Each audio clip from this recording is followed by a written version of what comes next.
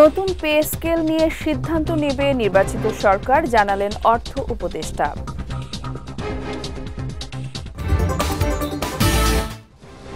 কার্যক্রম নিষিদ্ধ আওয়ামী লীগের কর্মসূচি ঘিরে শঙ্কা নেই বললেন স্বরাষ্ট্র উপদেষ্টা। এবং চলতি সপ্তাহে পেঁয়াজের দাম না কমলে আমদানি, জানালেন বাণিজ্য উপদেষ্টা।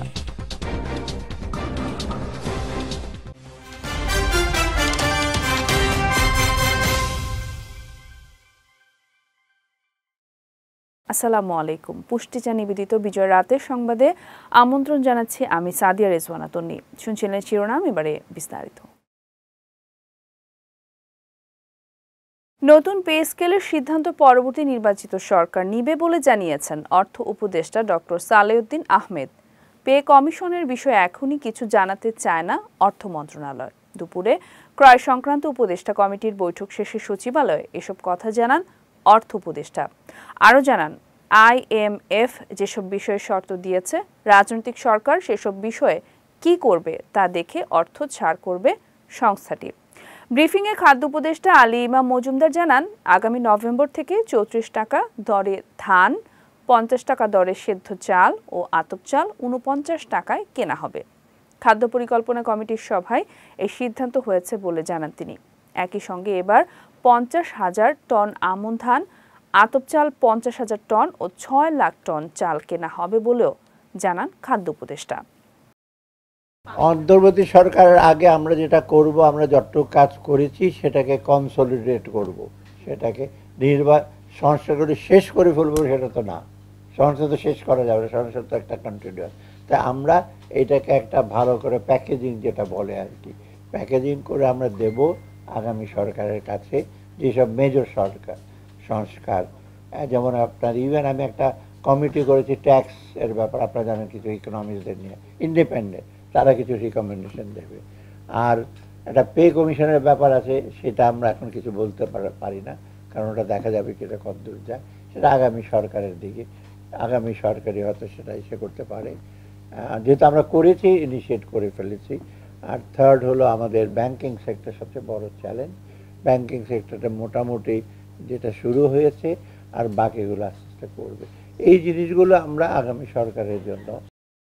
কার্যক্রম নিষিদ্ধ আওয়ামী লীগের কর্মসূচি ঘিরে কোনো শঙ্কা নেই বলে জানিয়েছেন স্বরাষ্ট্র উপদেষ্টা জাহাঙ্গীর আলম চৌধুরী। বিকেলে সচিবালয়ে স্বরাষ্ট্র মন্ত্রণালয়ের সভাকক্ষে আইনশৃঙ্খলা সংক্রান্ত কোর কমিটির সভা শেষে গণমাধ্যম কর্মীদের সঙ্গে আলাপকালে তিনি একথা জানান।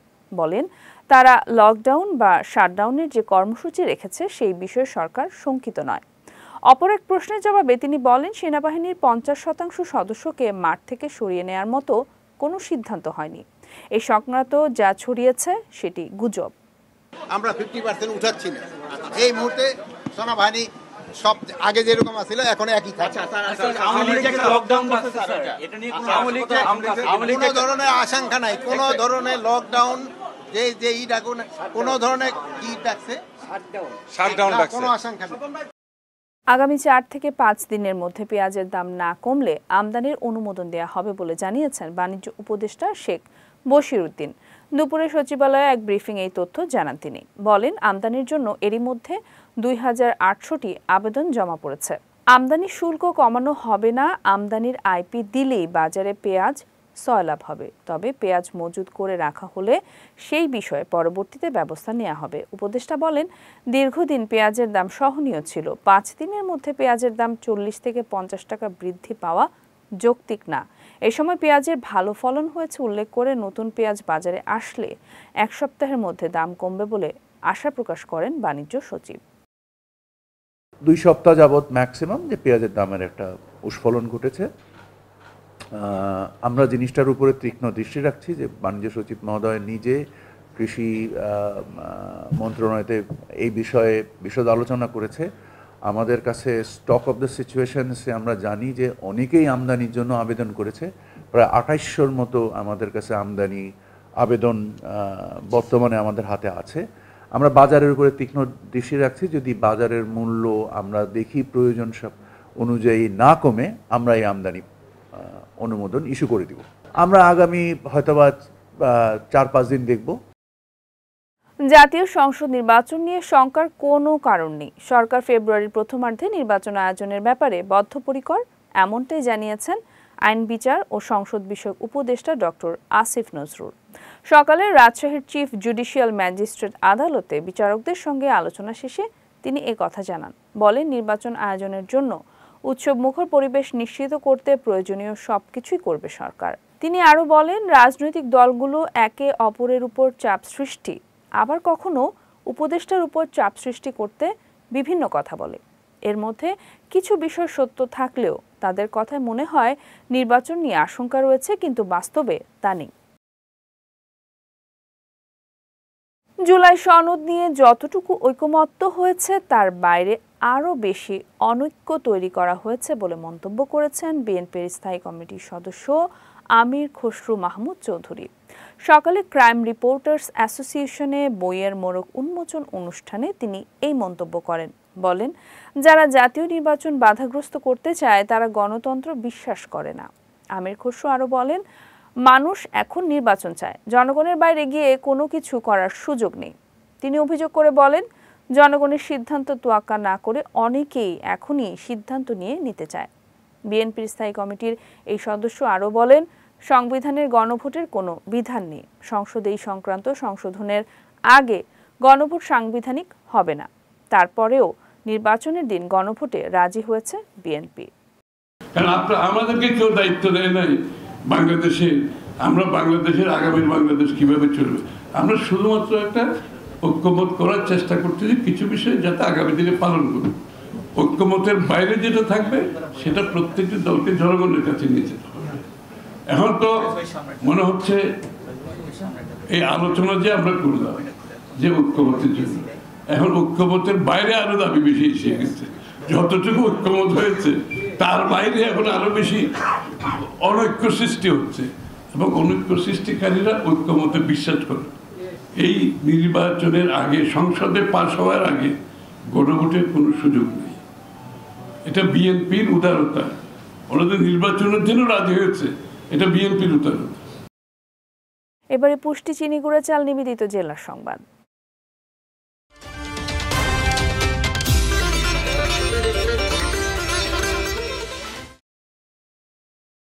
ধানের শীষ মার্কায় ভোট চাইলেন বিএনপির মহাসচিব মির্জা ফখরুল ইসলাম আলমগীর। দুপুরে ঠাকুরগাঁও সদর উপজেলার বড় খোঁচাবাড়ি এলাকায় জগন্নাথপুর ইউনিয়নবাসীর সঙ্গে মতবিনিময় সভায় প্রধান অতিথির বক্তৃতায় তিনি এই ভোট প্রার্থনা করেন। বলেন, মানুষ 15 বছর ভোট দিতে পারেনি, এবার ভোট দিয়ে নির্বাচিত সরকার গঠন করবে। বিএনপি ক্ষমতায় গেলে কৃষকের উৎপাদিত পণ্যের ন্যায্য মূল্য দেয়া হবে। ব্রিজ, কালভার্ট, রাস্তাঘাট সহ মসজিদ মন্দিরের উন্নয়ন করা হবে। এই সময় দেশের সাধারণ মানুষ গণভোট বা সনদ কি জিনিস তা বুঝে না বলেও মন্তব্য করেন বিএনপি মহাসচিব। পরে তিনি সদর উপজেলার চিলারং ইউনিয়নের আরেকটি মতবিনিময় সভায় যোগ দেন। একটা দল বলতেছে যে গণভোট হতে হবে নির্বাচনের আগে, তাই না? কয়েকটা দল। আর আমরা বলছি যে নির্বাচনের গণভোট কি হয়, নির্বাচনের দিনেই হবে। এই সাধারণ মানুষ আপনারা এত কিছু কি মোটে বোঝেন? সত্যি কথা বলেন তো, এই গণভোট সনদ এইসবকে আমরা বুঝি না। এগুলো বোঝে শিক্ষিত সমস্ত উপরতলা থেকে, আমেরিকা থেকে কিছু লোক আসছে, আইসে এখানে এখন এগুলো আমাদের ঘাড়ের মধ্যে চাপাচ্ছে।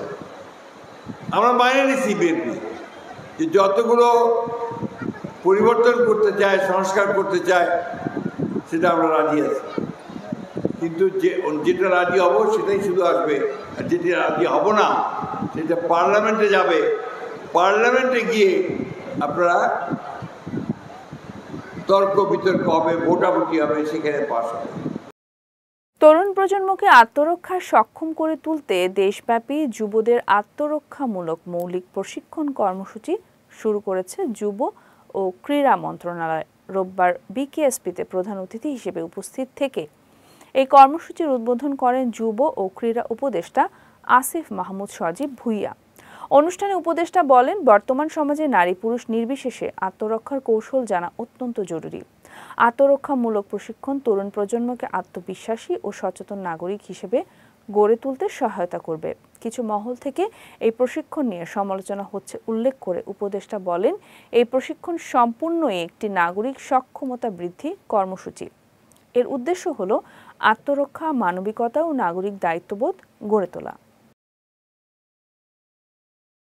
বেতন কাঠামো সংস্কার ও পদোন্নতির দাবিতে অনির্দিষ্টকালের কর্মবিরতি শুরু করেছেন দেশের সরকারি প্রাথমিক বিদ্যালয়ের শিক্ষকরা।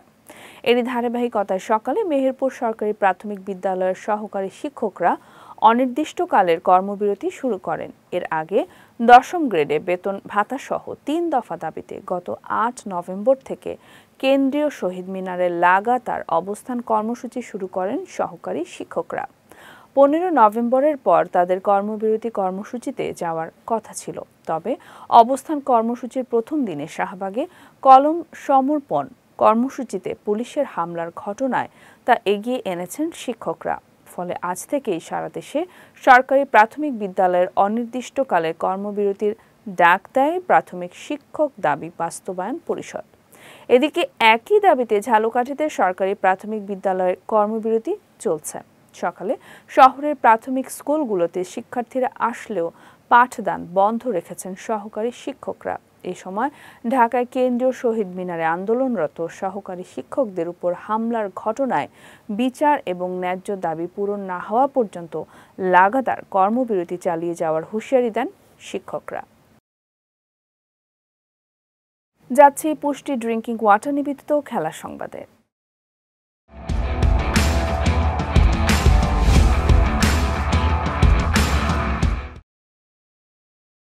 5 ম্যাচে টি-20 সিরিজের তৃতীয় ম্যাচে ওয়েস্ট ইন্ডিজকে 9 রানে হারিয়েছে নিউজিল্যান্ড।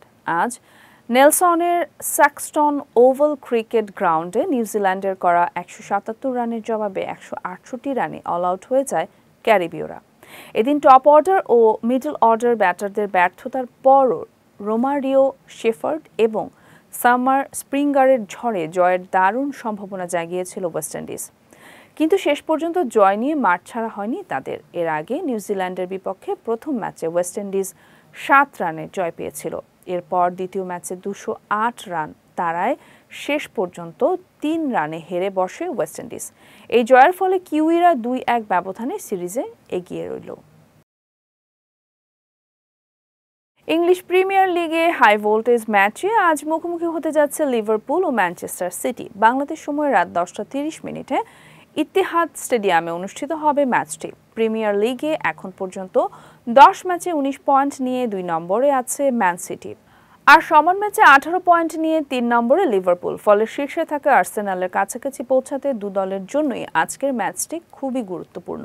এদিকে এই ম্যাচে একটি মাইলফলক ছোঁয়ার অপেক্ষায় সিটিজেন কোচ পেপ গার্দিওলা, কারণ কোচ হিসেবে ডাগ আউটে এটি তার 1000তম ম্যাচ হতে যাচ্ছে। পুষ্টিজা নিবেদিত বিজয় রাতের সংবাদ শেষ করার আগে শিরোনামগুলো দেখে নিচ্ছে আরও একবার।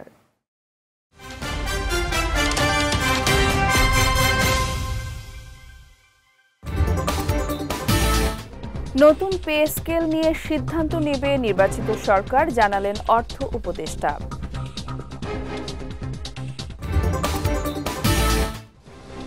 কার্যক্রম নিষিদ্ধ আওয়ামী লীগের কর্মসূচি ঘিরে শঙ্কা নেই বললেন স্বরাষ্ট্র উপদেষ্টা। এবং চলতি সপ্তাহে পেঁয়াজের দাম না কমলে আমদানি, জানালেন বাণিজ্য উপদেষ্টা।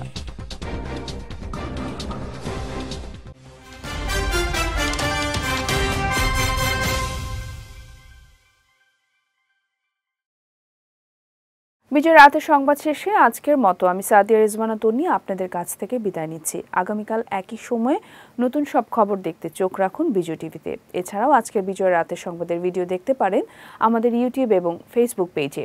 আমাদের ইউটিউব হলো youtube.com/bijytvofficial এবং আমাদের ফেসবুক পেজ হলো facebook.com/bijytvlimited। এতক্ষণ সঙ্গে থাকার জন্য ধন্যবাদ সবাইকে।